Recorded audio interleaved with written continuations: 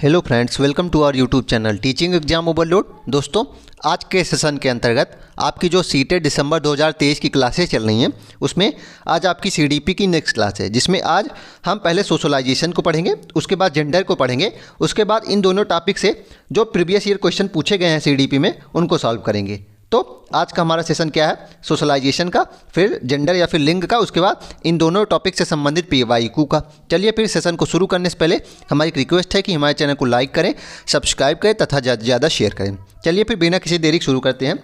पहले हम शॉर्ट में देख लेते हैं समाजीकरण क्या है और जेंडर क्या है। तो समाजीकरण क्या है? यह एक ऐसी प्रक्रिया है जिसमें मानव समाज द्वारा सीखता है और यह पूरा जीवन तक निरंतर चलती रहती है। इसमें क्या होता है कि मानव जो कुछ भी समाज द्वारा सीखता है उसे समाजीकरण कहा जाता है। तो मानव जो कुछ भी समाज द्वारा सीखता है उसे समाजीकरण कहा जाता है और यह जीवन पर्यंत निरंतर चलती रहती है। मतलब यह लगातार चलती रहती है, जीवन भर चलती है। यह एक कॉम्प्लेक्स प्रोसेस है। ध्यान रखिएगा, अभी आप प्रश्न देखेंगे, जटिल प्रक्रिया है, इससे प्रश्न आया है। यह एक कॉम्प्लेक्स प्रोसेस है जो प्रत्यक्ष और अप्रत्यक्ष दोनों रूप से होता है। मतलब प्रत्यक्ष रूप से भी समाजीकरण होता है, एक दूसरे से इंटरेक्शन करेंगे तब भी होगा, और एक दूसरे से इंटरेक्शन नहीं भी करते रहेंगे, अप्रत्यक्ष रूप से भी पीछे छिपकर अपने आप समाजीकरण होता रहता है। आगे देखते हैं। समाजीकरण इकाइयों के प्रकार, टाइप्स ऑफ सोशलाइजेशन एजेंट्स। बच्चे के समाजीकरण के मुख्यतः दो तरह की एजेंसी काम करती हैं। तो जो एजेंसीज होती हैं, सोशलाइजेशन एजेंसीज होती हैं, वह दो प्रकार की होती हैं, एक्टिव और एक पैसिव होती हैं। सक्रिय एजेंसी देख लेते हैं। इसका बच्चा पर सीधा सीधा प्रभाव पड़ता है, मतलब डायरेक्ट अंतःक्रिया करके जिसमें समाजीकरण होता है वह क्या कहलाती है? सक्रिय एजेंसी कहलाती है। जैसे कि परिवार, दोस्त, पड़ोसी, रिश्तेदार, स्वास्थ्य, क्लब और स्कूल। मतलब डायरेक्ट वार्तालाप करके, इंटरेक्शन करके डायरेक्ट प्रभाव पड़ेगा, ये सक्रिय एजेंसी कहलाएंगी। और निष्क्रिय एजेंसी क्या होती हैं? जिसमें बच्चे का सीधा सीधा प्रभाव नहीं पड़ता, जैसे कि पुलिस स्टेशन, सार्वजनिक पुस्तकालय, रेलवे स्टेशन, एयरपोर्ट आदि। तो इन चीज़ों से क्या होगा कि डायरेक्ट प्रभाव तो नहीं हो रहा है, डायरेक्ट लेकिन प्रभाव हो रहा है, लेकिन सीधे सीधे तौर पे नहीं हो रहा है। सार्वजनिक पुस्तकालय से अगर आप पुस्तक पढ़ेंगे तो समाजीकरण तो होगा, कुछ ना कुछ तो सीखेंगी, लेकिन डायरेक्ट नहीं सीख रहे हैं। तो ये है निष्क्रिय एजेंसी। आगे देखते हैं। समाजीकरण की इकाई है, इससे बहुत ज़्यादा प्रश्न बनता है समाजीकरण की प्राथमिक और द्वितीयक इकाई से। चलिए देखते हैं प्राथमिक इकाई कौन सी होती है। परिवार, फैमिली जो होती है, समाजीकरण का आरंभ परिवार से होता है और यह समाजीकरण की पहली इकाई होती है। तो समाजीकरण की पहली इकाई कौन सी होती है? परिवार होती है। ध्यान रखिएगा, परिवार समाजीकरण की प्राथमिक इकाई होती है। स्कूल, टीचर, गेम्स, मीडिया, धार्मिक संस्थाएं, ये सोशलाइजेशन की सेकेंडरी एजेंसी है। तो द्वितीयक क्रियाएं कौन सी होती हैं? द्वितीयक एजेंसीज कौन सी होती हैं? स्कूल होता है, टीचर होते हैं, गेम्स होते हैं, मीडिया होते हैं, धार्मिक संस्थाएं, ये क्या है? द्वितीयक एजेंसीज हैं। आगे अब दूसरा टॉपिक हम आज का शॉर्ट में देख लेंगे, जेंडर के बारे में, उसके बाद पीवाईक्यू पे हम पहुंचेंगे। चलिए देखते हैं जेंडर। यह एक सामाजिक संरचना जो समाज द्वारा निर्धारित होती है। तो ये क्या है? सोशली कॉन्स्ट्रक्ट है। ध्यान रखिएगा, जेंडर जो है बायोलॉजिकली कॉन्स्ट्रक्ट नहीं है। जेंडर क्या है? बायोलॉजिकली कॉन्स्ट्रक्ट नहीं है, ये सोशली कॉन्स्ट्रक्ट है। बायोलॉजिकली कॉन्स्ट्रक्ट क्या है? सेक्स जो है, जो लिंग निर्धारण होता है, वह बायोलॉजिकली कंस्ट्रक्ट है, लेकिन जेंडर जो होता है या सोशली कॉन्स्ट्रक्ट, अर्थात हम लोगों ने समाज द्वारा यह बनाया गया है। आगे देखते हैं।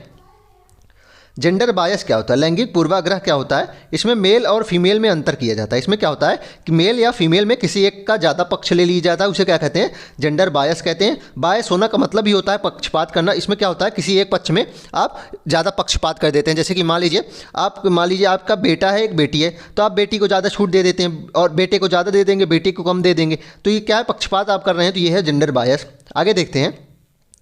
एक टीचर को हमेशा दोनों को बराबर मानना चाहिए और लड़का लड़की में अंतर नहीं करना चाहिए। तो टीचर को क्या करना चाहिए? दोनों को बराबर मानना चाहिए, बराबर तरीके के कार्य करने चाहिए।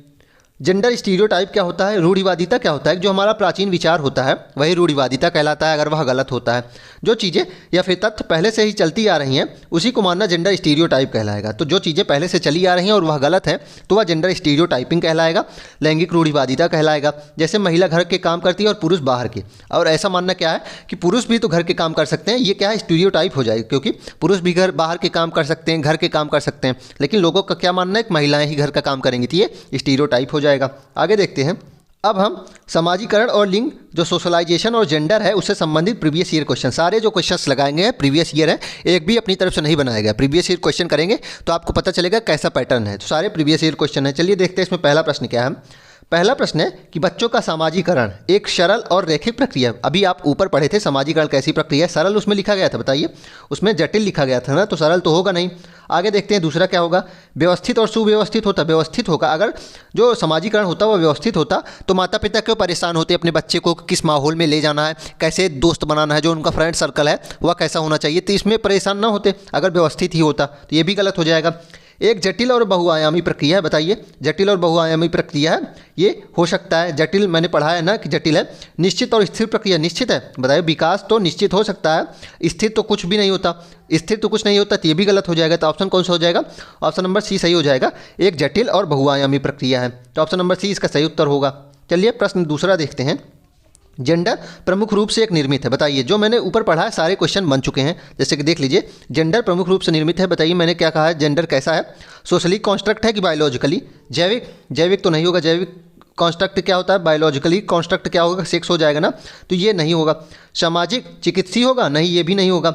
यादृच्छिक, ये भी नहीं होगा। क्या हो जाएगा इसमें आंसर, इसमें आंसर हो जाएगा सामाजिक। जो जेंडर है वह सोशली कॉन्स्ट्रक्ट है ना, तो ऑप्शन नंबर बी इसका सही उत्तर होगा। जेंडर हमने बनाया है, जेंडर क्या है, हमने बनाया है। जो सेक्स होता है वह बायोलॉजिकली कॉन्स्ट्रक्ट होता है। आगे देखते हैं, अगला प्रश्न है कि प्राथमिक कक्षा के बच्चों के लिए निम्नलिखित में से कौन सा प्राथमिक समाजीकरण का कारक है, बताइए। जो प्राइमरी एजेंसीज अभी ऊपर पढ़े हैं उसमें कौन सा आता है, निकटतम परिवार, सांस्कृतिक धारणाएं, धार्मिक संगठन या फिर मुद्रित संचार माध्यम, बताइए ये सब प्राथमिक है, नहीं ये तो द्वितीयक है, ये भी द्वितीयक है। धार्मिक संस्थाएं उसमें थी ना, सांस्कृतिक धारणाएं भी द्वितीयक हो जाएंगी। जो हमारा परिवार होता है वह पहली इकाई होता है ना समाजीकरण का, तो ऑप्शन नंबर ए ही इसका सही उत्तर हो जाएगा। चलिए अगला प्रश्न देखते हैं। अगला प्रश्न है कि वह प्रक्रिया जिसमें एक बच्ची अपने माता पिता, समकक्षी व अन्य महत्वपूर्ण व्यक्तियों से अंतःक्रिया करके सामाजिक कौशल, विचार व मूल्य सीखती है, बताइए समाज से कुछ सीख रही है, तो यह क्या कहलाता है। पहला टॉपिक था समाजीकरण, उसका डिफिनीशन में क्या बताया गया कि आप जो कुछ भी समाज से सीखते हैं वह समाजीकरण कहलाता है। तो इसमें क्या उत्तर आ जाएगा, पार्ट होगा। पार्ट तो टेम्परेरी हेल्प होता है, इसमें टेम्परेरी हेल्प थोड़ी मिल रही है। आदि संकान मेटा कॉग्निशन थोड़ी ना होगा। मेटा कॉग्निशन के क्वेश्चन अभी बाद में किसी एक सेशन में आएंगे, ध्यान रखिएगा, बहुत ज़्यादा प्रश्न इससे बनते हैं, इसलिए इसको अलग सेशन में रखा जाएगा। मेटा कॉग्निशन नहीं है, इसे थिंकिंग ऑफ थिंकिंग कहते हैं। एकीकरण थोड़ी ना हो रहा है, ये भी गलत हो जाएगा। तो इसमें क्या उत्तर होगा, बताइए। इसमें उत्तर हो जाएगा सामाजिकरण है, ये सोशलाइजेशन है। किसी भी चीज़ को समाज से सीखना सोशलाइजेशन कहलाता है, तो ऑप्शन नंबर बी इसका सही उत्तर हो जाएगा। आगे देखते हैं। अगला प्रश्न है कि विकास का कौन सा पहलू समाज के कौशल, मूल्य व रवैये के अधिग्रहण व अंतर्वैयक्तिक रिश्ते बनाने से संबंधित होता है, बताइए। जो हम अंतःवैयक्तिक रिश्ते बनाते हैं वह किस विकास से संबंधित होता है, क्या संज्ञानात्मक विकास से संबंधित होगा, बताइए। इसमें तो बोधात्मक शक्ति, बोधात्मक शक्तियाँ, ज्ञानात्मक चीज़ें होती हैं। सामाजिक हो सकता है, संवेग में तो भावनात्मक विकास होता है ना, भावनाओं का विकास होता है। शारीरिक विकास में शरीर का विकास होगा। सामाजिक विकास में क्या होता है कि हम रिश्ते बनाते हैं। हम रिश्ते कैसे बनाते हैं, जब हमारा समाज से विकास होगा, सामाजिक विकास होगा, तभी तो हम रिश्ते बनाएंगे। अगर हम अपने आप को एक कमरे में बंद कर लेंगे तो हम रिश्ते बना पाएंगे, अंतर्वैयक्तिक रिश्ते बना पाएंगे नहीं। जब हमारा समाजीकरण होगा, सामाजिक विकास होगा, तभी बना पाएंगे। तो ऑप्शन नंबर बी इसका सही उत्तर हो जाएगा। अगला प्रश्न देखते हैं। अगला प्रश्न है कि किस चरण में बच्चे निगमनात्मक तर्क कर पाते हैं, वह सामाजिक मुद्दों से सरोकार हो पाते हैं। निगमनात्मक तर्क क्या होता है कि नियम से उदाहरण की ओर। इसमें क्या होता है, नियम पहले बताए जाते हैं फिर उदाहरण बताया जाता है। तो अगर पियाजे की थ्योरी देखें तो इसमें कौन सा ऑप्शन हो जाएगा, संवेदी चालक में कर पाते हैं, नहीं। संवेदी चालक तो 0 से 2 वर्ष होती है। पूर्व संक्रियात्मक 2 से 7 वर्ष होती है, इसमें भी नहीं कर पाते, ये भी गलत हो जाएगा। मूर्त 7 से 11 होती है, इसमें क्या होता है, इसमें आगमनात्मक तर्क कर लेते हैं, पहले उदाहरण बताएंगे उसके बाद नियम की ओर जाएंगे, तो वह हो जाता है बच्चों में। लेकिन निगमनात्मक तर्क कौन सी ऑप्शन में आएगा, फॉर्मल जो ऑपरेशनल होता है, अमूर्त संक्रियात्मक जो 11 से 15 वर्ष में होता है, इसमें होता है। तो ऑप्शन नंबर डी इसका सही उत्तर हो जाएगा। चलिए अगला प्रश्न देखते हैं। समाजीकरण की प्रमुख प्राथमिक संस्था में बतानी है, बताइए कौन सी होगी। पुस्तकालय हो जाएगी, पुस्तकालय भी। अभी ऊपर जो एग्जाम्पल्स दिए गए तो उसमें क्या थी, सेकेंडरी थी ना, सेकेंडरी थी, तो ये भी नहीं होगा। स्कूल ये भी सेकेंडरी है। और आगे क्या है, परिवार या फिर सरकार, सरकार भी सेकेंडरी हो जाएगी। तो इसमें पहला ऑप्शन कौन सा हो जाएगा, प्राथमिक जो होगी तो परिवार हो जाएगा। इसमें परिवार ही समाजीकरण की प्राथमिक संस्था है, तो ऑप्शन नंबर सी इसका सही उत्तर हो जाएगा। आगे देखते हैं। आगे है कि लगभग किस उम्र के आसपास प्रायः बच्चों में जेंडर भूमिका की प्रारंभिक समझ आ जाती है। तो जेंडर भूमिका की समझ मतलब कि मैं लड़का हूँ तो मुझे किस प्रकार कार्य करना चाहिए, अगर मैं लड़की हूँ तो मुझे किस प्रकार का पहनावा पहनना चाहिए, कैसे चीज़ें करनी चाहिए। तो ये समझ कब आती है बच्चों में, 10 वर्ष में आती है, बहुत ज़्यादा समय हो जाता है। 14 वर्ष में नहीं, 18 वर्ष में इसमें भी नहीं। तो इसमें सबसे अच्छा ऑप्शन 4 वर्ष होगा। 4 वर्ष के जो बालक होते हैं, बालिकाएँ होती हैं, उसमें जेंडर भूमिका से समझ आ जाती है। तो इसका ऑप्शन क्या हो जाएगा, ऑप्शन नंबर ए हो जाएगा। आगे देखते हैं। अगला प्रश्न है कि छोटे बच्चों के लिए निम्न में से कौन सी समाजीकरण की प्राथमिक संस्था है? बताइए, बहुत छोटे बच्चों में प्राथमिक संस्था कौन सी हो जाएगी? किताबें हो जाएंगी, सिनेमा, माता पिता का कार्यस्थल या फिर परिवार? बताइए, इसमें कुछ लोग किताबें सिनेमा को तो हटा देंगे, लेकिन माता पिता का कार्यस्थल सोचेंगे कि माता पिता और परिवार में तो प्राथमिक इकाई माता पिता होगी ना। बताइए, प्राथमिक संस्था तो माता पिता हुए, लेकिन नहीं, इसमें माता पिता के कार्यस्थल मतलब माता पिता जहाँ कार्य करते हैं उसकी बात हो रही, ना कि माता पिता की। तो ये ऑप्शन नहीं होगा। कौन सा ऑप्शन हो जाएगा? परिवार जो आपका होता है वही बहुत छोटे बच्चों में समाजीकरण की प्राथमिक संस्था होती है। तो ऑप्शन नंबर डी इसका सही उत्तर हो जाएगा। चलिए आगे देखते हैं। अगला प्रश्न है कि सह शिक्षा कक्षा में लड़कों के लिए एक शिक्षक की टिप्पणी, पुरुष बनो और लड़कियों की तरह व्यवहार मत करो, किसको बढ़ावा देगी? मान लीजिए सह शिक्षा मतलब लड़का लड़की साथ में पढ़ रहे हैं, कक्षा जो है उसमें लड़के भी हैं लड़कियां भी हैं, और इसमें जो शिक्षक है वह क्या कह रहा है? पुरुष बनो और लड़कियों की तरह व्यवहार मत करो। तो यह किसको बढ़ावा देगा? समानता को बढ़ावा देगा। ये समानता थोड़ी ना, इक्विटी की बात हो रही, नहीं इक्विटी की बात थोड़ी ना कर रहे हैं। रूढ़िबद्धता, लचीलापन है कि लचीलापन हो रहा है इसमें, ये भी गलत हो जाएगा। समता की बात हो रही है, समता की बात नहीं हो रही। क्या हो रहा है? स्टीरियोटाइप हो रहा है ना, कि लड़के हो मजबूत बनो। ये क्या स्टीरियोटाइप है ना, पूर्व धारणा हो जाएगी, तो स्टीरियोटाइप हो जाएगा। ऑप्शन नंबर 20 का सही उत्तर हो जाएगा। अगला प्रश्न देखते हैं। कक्षा में जेंडर रूढ़िवादिता को रोकने के लिए महत्वपूर्ण है कि? बताइए, रूढ़िवादिता को रोकना है तो क्या महत्वपूर्ण हो जाएगा? अंतर जेंडर पारस्परिकता को प्रतिबंधित किया जाए। बताइए, जेंडर पारस्परिकता को प्रतिबंधित करें? नहीं, गलत हो जाएगा। जेंडर भेदभाव पर चर्चा करने से बचेंगे। जब आप किसी भी चीज़ को चर्चा करने से बचेंगे तो उसका समाधान कैसा हो जाएगा? उसका समाधान हम कैसे निकाल पाएंगे? तो ये भी गलत हो जाएगा ना।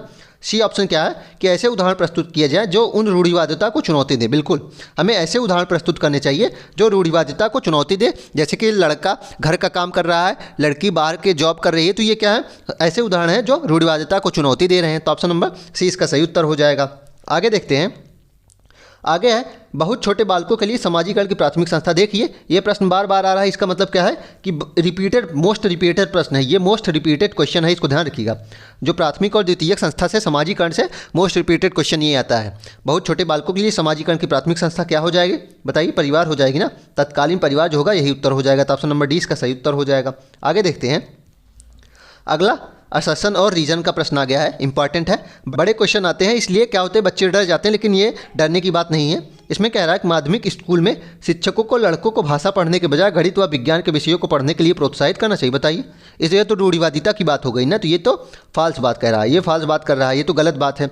लड़कों में भाषा को पढ़ने की जन्मजात क्षमता नहीं होती, ये बात सही है, ये भी गलत बात है। तो दोनों चीज़ें क्या है?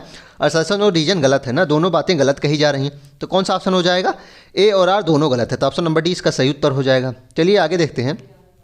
अगला प्रश्न है कि किस प्रक्रिया में बच्चे समाज में रहने के तौर तरीके सीखते हैं? बताइए, किस प्रक्रिया में बच्चे समाज में रहने के तौर तरीके सीखते हैं?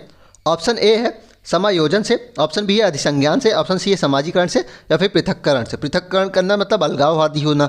तो इस समाज से सीखना क्या होता है? समाजीकरण कहलाता है ना। तो ऑप्शन नंबर सी इसका सही उत्तर हो जाएगा। चलिए अगला प्रश्न देखते हैं। अगला प्रश्न असर्शन और रीजन का आ गया है कि माध्यमिक स्कूल के शिक्षकों के लिए यह महत्वपूर्ण है कि वे मीडिया में जेंडर रूढ़िवादिता के चित्रण का आलोचनात्मक रूप से देखने के लिए छात्रों को सक्षम करें। बताइए, जो माध्यमिक स्कूल के शिक्षक होते हैं उनके लिए क्या महत्वपूर्ण है कि मीडिया में जो जेंडर रूढ़िवादिता के चित्रण का आलोचनात्मक रूप से प्रस्तुत कीजिए। आप क्या करिए, उसका क्रिटिकल रूप में प्रस्तुत कीजिए, बच्चे उसकी आलोचना कर सकें। तर्क क्या होता है कि मीडिया समाजीकरण की एक महत्वपूर्ण संस्था होती है। बताइए, ए भी सही है, असर्शन जो है वह भी सही है ना कि माध्यमिक स्कूल के शिक्षकों को क्या करना चाहिए, या फिर अगर ये पेपर फर्स्ट में आया होता तो यहाँ प्राथमिक भी लिख सकते थे, कोई जरूरी बात नहीं है।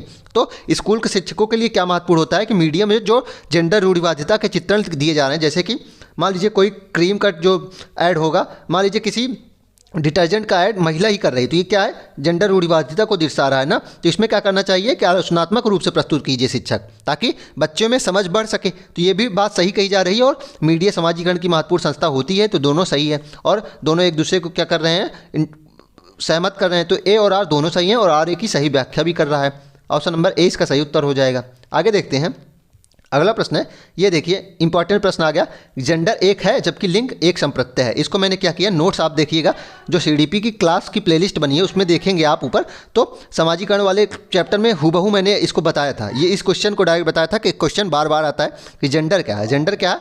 सामाजिक संस्था है। जेंडर क्या है? सामाजिक मतलब सोशली कॉन्स्ट्रक्ट है, समाज ने इसे बनाया है। और लिंग क्या है? बायोलॉजिकली है। लिंग क्या है? जैविक है। लिंग जैविक है। तो ऑप्शन नंबर 20 का सही उत्तर हो जाएगा। चलिए आगे देखते हैं। अगला प्रश्न है, निम्न में से कौन सी प्रणाली कच्चा खच्च में जेंडर रूढ़िवादिता को चुनौती देने में प्रभावशाली है? बताइए, जेंडर रूढ़िवादिता को चुनौती देना है तो कौन सा इंपॉर्टेंट हो जाएगा? जेंडर संबंधी मुद्दों को नकारना है। आप किसी भी चीज़ को नकारेंगे, नज़रअंदाज करेंगे तो वो चीज़ ठीक कैसे होगी? तो ये गलत हो जाएगा।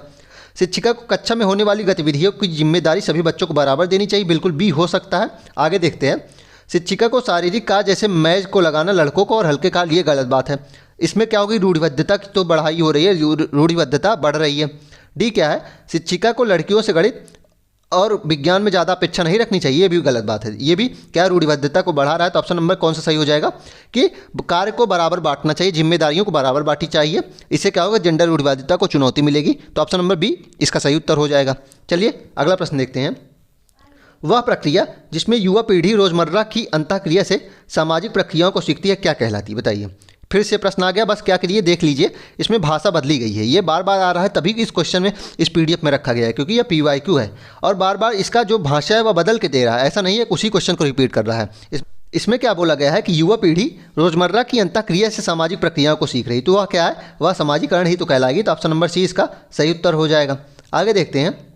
आगे अगला हमारा क्वेश्चन है कि वैकल्पिक विषयों के चुनाव में लड़कियों के लिए गृह विज्ञान का विषय और लड़कों के लिए शारीरिक शिक्षा के विषय को सीमित कर देना, या किस पर आधारित? बताइए। मतलब किसी स्कूल में क्या किया जा रहा है कि लड़कियों के लिए केवल गृह विज्ञान ही लेना इंपॉर्टेंट हो जाएगा, मतलब जरूरी हो जाएगा और कोई विषय नहीं ले सकते, और लड़के शारीरिक शिक्षा के अलावा कोई विषय नहीं ले सकते। तो यह किसको दिखा रहा है? रूढ़िबद्धता को ही तो दिखा रहा है ना। समावेशी उपागम थोड़ी ना हो रहा है, समानता की बात हो रही, खोजी उपागम की बात हो रही नहीं, समावेशी उपागम भी नहीं है, रूढ़िवादिता को दिखा रहा है। तो ऑप्शन नंबर ए इसका सही उत्तर हो जाएगा। अगला प्रश्न है कि एक अध्यापक को विद्यार्थियों में प्रचलित जेंडर रूढ़िवादिता को किस प्रकार निपटाना चाहिए? बताइए। जेंडर रूढ़िवादिता जो चल रही है उसे हमें कैसे निपटाना चाहिए अगर हम शिक्षक हैं? तो जेंडर विशिष्ट भूमिका को बढ़ावा देना चाहिए। बताइए, जेंडर विशिष्ट भूमिका को बढ़ावा देना चाहिए? ऐसा नहीं है। वास्तविक जीवन से संबंधित ऐसे उदाहरण प्रस्तुत करने चाहिए जो रूढ़िवादिता को चुनौती दे। बिल्कुल ये बात सही है कि वास्तविक जीवन से संबंधित हमें उदाहरण देने चाहिए। कोई व्यक्ति है अगर वह जेंडर रूढ़िवादिता को चुनौती दे रहा है, अगर वह पुरुष होकर क्या कर रहा है, घर के काम कर रहा है, तो क्या हो जाएगा? वह वास्तविक जीवन से संबंधित उदाहरण हो जाएगा। हमें ऐसे उदाहरण प्रस्तुत करने चाहिए। तो ऑप्शन नंबर बी इसका सही उत्तर हो जाएगा। आगे देखते हैं अगला प्रश्न। अगला प्रश्न है, लड़के हमेशा विज्ञान में अच्छे होते हैं और लड़कियां गायन में, यह कथन क्या दर्शा? बताइए। लड़के हमेशा विज्ञान में अच्छे होंगे और लड़कियां गायन में, यह क्या दर्शा रहा है? पूर्व धारणा बता रहा ना, तो ये रूढ़िबद्धता तो हुई हो जाएगी। तो क्या हो जाएगा? समता की बात हो रही नहीं, अनुरूपता की बात हो रही, ये भी नहीं हो रही, अस्मिता भी नहीं है, क्या है? रूढ़िवादिता है। तो ऑप्शन नंबर डी इसका सही उत्तर हो जाएगा। अगला प्रश्न देखते हैं कि निम्नलिखित में से कौन सा कथन लिंग रूढ़िवादिता को दर्शाता है? लड़कियां लड़कों की तरह ही शैक्षिक क्षेत्र में सक्षम है। लड़कियां जो है वह लड़कों की तरह ही शैक्षिक क्षेत्र में सक्षम है। लड़कियां हमेशा अच्छा व्यवहार करने वाली, कोमल और भावुक हैं। बताइए, ये तो रूढ़िबद्धता हो गई। लड़के और लड़कियां दोनों खेलों में अच्छा करने की सक्षमता है, ये भी बात सही है। लड़कियां लड़कों की तरह ही शिक्षा और परिवार दोनों को संभाल सकती हैं। तो इसमें कौन सा रूढ़िबद्धता दर्शा रहा है? बताइए। इसमें पूछा गया था कि लिंग रूढ़िबद्धता कौन दर्शा रहा है, तो ये दर्शा रहा है कि लड़कियां हमेशा अच्छा व्यवहार करने वाली हों, कोमल और भावुक हो सकती हैं, भावुक होती हैं। मतलब क्या लड़कियां कठोर नहीं हो सकती? क्या लड़कियां हमेशा अच्छा व्यवहार ही अपेक्षित किया जाता है? वह भी तो कुछ बुरा व्यवहार कर सकती है। तो ये क्या है? ये स्टीरियोटाइप को ही तो दिखा रहा है। तो ऑप्शन नंबर बी ही सही उत्तर हो जाएगा। अगला प्रश्न देखते हैं। प्रारंभिक बाल्य अवस्था के दौरान निम्न में से कौन सी संस्था बच्चों के सामाजिकरण की प्राथमिक संस्था की भूमिका निभाएगी? बताइए। अलग तरीके से प्रश्न बन गया, प्रश्न वही है लेकिन अलग तरह से बन गया। प्राथमिक संस्था समाजीकरण का पूछा है तो आंख बंद करके आप परिवार लगा दीजिए, ठीक। ऑप्शन नंबर बी इसका सही उत्तर हो जाएगा। आगे देखते हैं। माध्यमिक स्कूल में बच्चों के सामाजिकरण में परिवार की भूमिका बताइए। इसमें क्या कह रहा है? ऑप्शन नंबर ए है अनावश्यक हो जाती है। नहीं, अनावश्यक थोड़ी ना हो जाती है। ऑप्शन बी है आरंभिक बचपन की तुलना में कम हो जाती है। बिल्कुल यही हो जाएगा कि आरंभिक बचपन की तुलना में कम हो जाती है। माध्यमिक स्कूल में क्या होता है कि परिवार जो होता है उसकी भूमिका सामाजिकरण में कम हो जाती है। अन्य चीज़ें जो होती हैं, जो मित्र होते हैं, जो स्कूल होता है उसकी ज़्यादा हो जाती है योगदान। और प्रारंभिक में क्या होता है? परिवार की सबसे ज़्यादा इंपॉर्टेंस होती है। तो ऑप्शन नंबर 20 का सबसे अच्छा ऑप्शन। आगे देखते हैं। अगला प्रश्न है, बच्चों में जेंडर रूढ़िवादिता और जेंडर भूमिका अनुरूपता को कम करने के लिए निम्न में से कौन से प्रभावी युक्ति? बताइए। रूढ़िवादिता को कम करना है, सबसे अच्छा उदाहरण जेंडर पृथक बैठने की व्यवस्था करें। बताइए। लड़कों को अलग, लड़कियों को अलग बैठाएंगे तो ये अच्छी चीज़ है, अच्छा उदाहरण है रूढ़िवादिता को चुनौती देने का? नहीं। जेंडर विशिष्ट भूमिकाओं पर ध्यान देना। बताइए। जेंडर विशिष्ट भूमिकाओं पर ही ध्यान दें कि लड़के तुम ये काम करो, लड़कियां तुम ये काम करो। जेंडर पृथक खेल समूह बनाना। बताइए। जेंडर आधारित खेल बनाएं, लड़कियां तुम बैडमिंटन खेलो, लड़के तुम क्रिकेट खेलो। जेंडर संबंधित पूर्वाग्रहों पर चर्चा करना। बिल्कुल, जो पूर्वाग्रह है, जो पहले से ही चले आ रहे नियम है, उन पर क्या करना, चर्चा करेंगे, क्योंकि तभी समाधान उसका हो सकता है। तो ऑप्शन नंबर डी इसका सही उदाहरण हो जाएगा। आगे देखते हैं। आगे अगला प्रश्न है कि प्रवीण के माता पिता जानबूझकर घरेलू कार्य के अप्रातिनिधिक स्वरूप में संलग्न रहते हैं। जैसे कि पिता भोजन पकाने का कार्य करते हैं और माता घर के खराब हो गए इलेक्ट्रिक उपकरणों की मरम्मत करती हैं। इस प्रकार के परिवेश में प्रवीण की क्या प्रवृत्ति होगी, बताइए। इसमें क्या हो रहा है कि इनके परिवार में प्रवीण के रूढ़िबद्धता को क्या की जा रही, चुनौती दी जा रही है। तो इसमें क्या होगा कि प्रवीण में क्या प्रवृत्ति आएगी, जेंडर रूढ़िबद्ध विभेदीकरण का समर्थन मिलेगा, जेंडर रूढ़िबद्ध धारणाओं पर प्रश्न करेगा, जेंडर स्कीमा को सुदृढ़ करेगा, या फिर जेंडर नामीकरण के अनुकूल व्यवहार करेगा। बताइए, जेंडर नामीकरण के अनुकूल व्यवहार करेगा? नहीं, जेंडर स्कीमा को सुदृढ़ थोड़ी ना करेगा। क्या करेगा ये कि जेंडर जो रूढ़िबद्ध धारणाएं हैं उस पर यह बड़ा होकर प्रश्न करेगा, क्योंकि इसने अपने घर में देखा है उस प्रकार का एग्जाम्पल कि रूढ़िबद्धता जरूरी नहीं है। माँ भी जो विभिन्न उपकरण होते हैं उसको ठीक कर सकती हैं और पिता भी घर के काम कर सकते हैं। तो यही ऑप्शन सबसे अच्छा होगा, ऑप्शन नंबर बी इसका सही उत्तर हो जाएगा। आगे देखते हैं। चलिए फिर इसी के साथ आज के सेशन को हम समाप्त करते हैं। आशा करता हूं कि आपको ये सेशन पसंद आया होगा। अगर आप इसी तरह के अन्य सेशन भी देखना चाहते हैं तो हमारे यूट्यूब चैनल को लाइक करें, सब्सक्राइब करें तथा ज़्यादा से ज़्यादा शेयर करें। साथ ही एक और इम्पॉर्टेंट बात बताइए कि यह जो क्लासेस चल रही हैं, जो सीडीपी की इस प्रकार की क्लासेस चल रही हैं, जिसमें क्या किया जाता है कि पहले टॉपिक तो आपको सारे सीडीपी के पढ़ा दिए गए हैं, ऊपर उसी प्लेलिस्ट में जोड़ दिए गए हैं, सीडीपी के सारे टॉपिक खत्म है। उसके बाद अब इसमें क्या किया जा रहा है कि आपको 7 से 8 मिनट में क्या किया जा रहा है, शॉर्ट तरीके से नोट्स को पढ़ा दिया जाता है। उसके बाद आपको सारे पीवाईक्यू लगवाए जाते हैं। प्रीवियस ईयर क्वेश्चन एक सारे हैं, मैंने अपनी तरफ से एक भी क्वेश्चन नहीं बनाया है। तो बताइए कि यह जो तरीका चल रहा है यह आपको ठीक लग रहा है कि नहीं, इसको कमेंट में ज़रूर बताइएगा। चलिए फिर, धन्यवाद।